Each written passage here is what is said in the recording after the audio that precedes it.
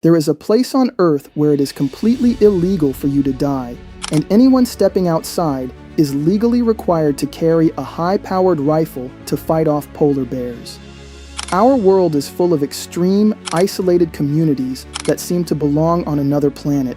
These are human settlements trapped behind vertical cliffs, floating on open seas, or hidden in deep mountain valleys. But nothing compares to the mystery at Wangxian Valley in China.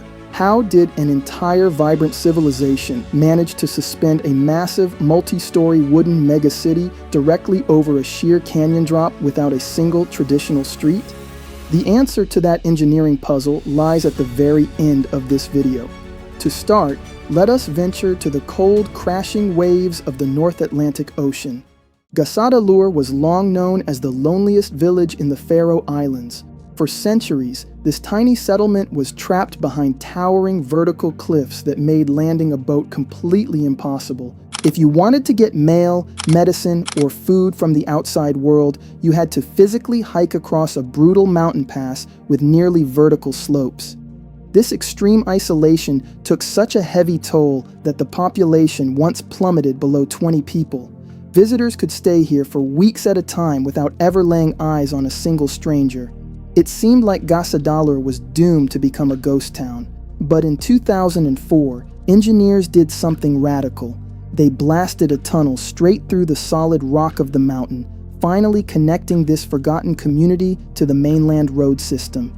Today, cars can easily roll right in, but the village still holds on to its hauntingly beautiful atmosphere of absolute solitude. Leaving the windswept cliffs of the Atlantic behind, our next stop takes us south to a place where land does not even exist. Welcome to Koh Panyee in Thailand. This entire village was founded by nomadic fishermen who were completely banned from owning land due to historic legal restrictions. Refusing to give up, they took to the water, building a massive network of stilt houses and wooden walkways directly over the open sea. Today, more than 1,000 residents call this floating village home, constantly battling tropical storms and the slow, destructive corrosion of salt water. Yet, despite having zero solid ground beneath their feet, they managed to build a complete community featuring a breathtaking golden domed mosque that rises dramatically above the blue horizon. They even constructed a world-famous floating soccer field out of old scraps of wood and barrels. What started as a poor, isolated fishing camp has transformed into an inspiring symbol of human resilience, drawing thousands of amazed travelers every single day. From the warm waters of Southeast Asia, we shift to a frozen borderland where a single glance can literally take you into the future. This is Chukotka, located on the extreme northeastern edge of Russia. If you stand on the icy coastline here on a Monday afternoon, you can look directly across the Bering Strait to Alaska and see Sunday. That is because the international date line runs right between the two regions. Because it sits right next to American territory, the Russian government controls Chukotka with an iron fist, requiring even native Russian citizens to obtain strict military security permits just to enter. But the human restrictions are nothing compared to the wrath of nature. Chukotka is completely sealed off by bitter cold for 10 months out of the year, with temperatures routinely crashing below -50 degrees Fahrenheit. Severe snowstorms lock down the sky, canceling flights for weeks on end. When the Soviet Union collapsed in 1991, the local economy went with it. Life became so unaffordable and isolated that nearly 2/3 of the population fled, selling their homes for practically pennies just to buy a one-way plane ticket to Moscow. If you are fascinated by how these communities survive against all odds, kindly take a moment to like this video and subscribe to the channel so you never miss our deep dives into the world's most extraordinary places.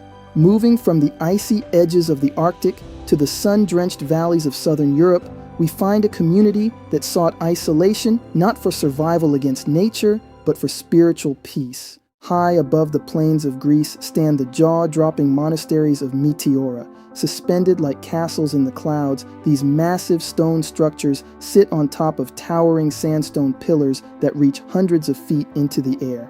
Built in the 14th century, these sky-high sanctuaries were designed by monks who desperately needed a refuge from the constant violence and raids happening in the valleys below.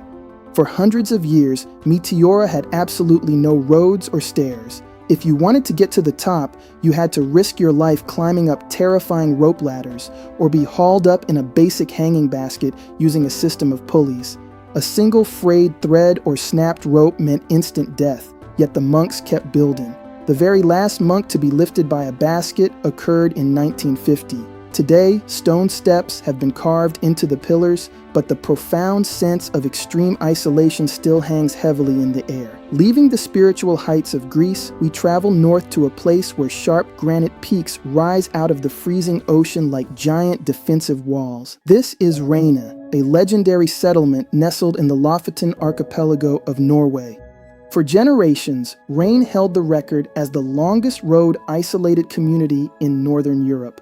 Looking at the vertical terrain, trying to build a traditional road here would have been total engineering suicide. Because of this, the residents had to rely entirely on the ocean to survive, enduring brutal North Atlantic winter storms and months of continuous pitch-black darkness every single year. But their bravery paid off.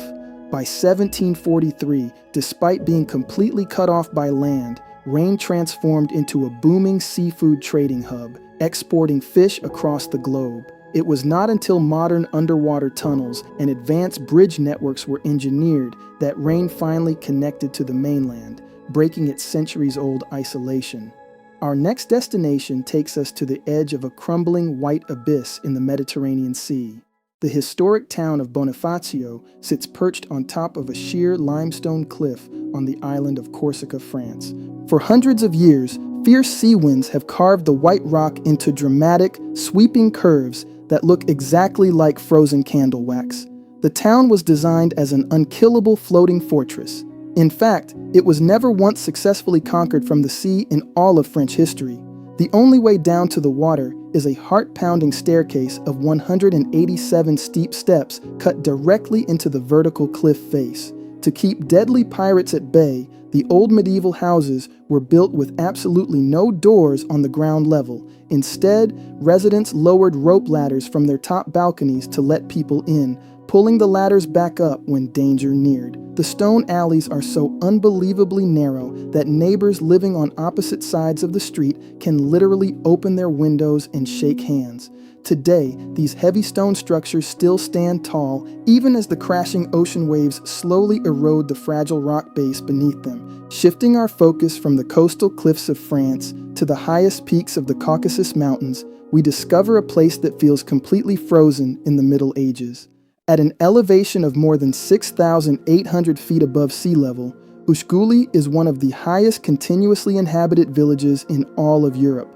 Dotting the alpine landscape are dozens of mysterious ancient stone towers rising against the sky like giant forgotten chess pieces. These structures were built in the 9th century as tiny individual fortresses to protect local families from terrifying winter avalanches and violent enemy invaders. During the 6 months of deep winter, massive snowstorms completely blocked the single hazardous dirt road leading into the valley, transforming Ushguli into a totally isolated frozen bubble. This extreme geographical lockdown actually helped preserve the ancient Svan culture, including a highly unique local language that has absolutely no written alphabet. From the mountain peaks of Georgia, we journey even further north to the absolute end of the civilized world. Longyearbyen is the capital of the Svalbard archipelago and stands proudly as the northernmost permanently occupied town on our planet. This is a land that literally rejects death. The ground is locked in a state of permanent permafrost, meaning it is so intensely cold that human bodies cannot naturally decompose. Because of this, it is actually illegal to pass away here, and any terminally ill residents are flown to the Norwegian mainland. Out here in the deep Arctic, massive polar bears actually outnumber the human population. Anyone who steps outside the official safety perimeter of the town is legally required to carry a loaded, high-powered rifle for self-defense. For 4 consecutive months during the winter, the sun never rises above the horizon, plunging Longyearbyen into a freezing, surreal night.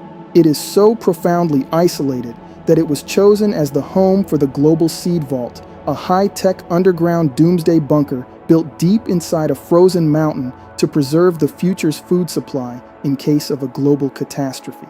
Leaving the polar night behind, we head to a coastal paradise where cars are strictly forbidden by nature. Vernazza is one of the jewel communities of the famous Cinque Terre in Italy. The village is tightly wedged inside a steep, rocky mountain fracture, surrounded on 3 sides by near-vertical cliffs, while the final side opens up to the Mediterranean Sea. Because the terrain is so rugged, all modern paved roads terminate far up in the surrounding hills. This layout completely bans automobiles from entering the village, forcing locals and tourists alike to carry every single piece of luggage down on foot. Inside the village center, there is almost zero flat ground. The entire town is a dense maze of steep stone stairways where rolling suitcases are completely useless. The absolute fastest way to enter Vernazza is via a cramped train station that is buried directly between 2 dark tunnels blasted right through the coastal mountains.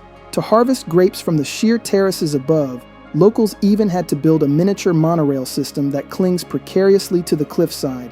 Now, we finally return to the mind-blowing mystery we teased at the very beginning of our video.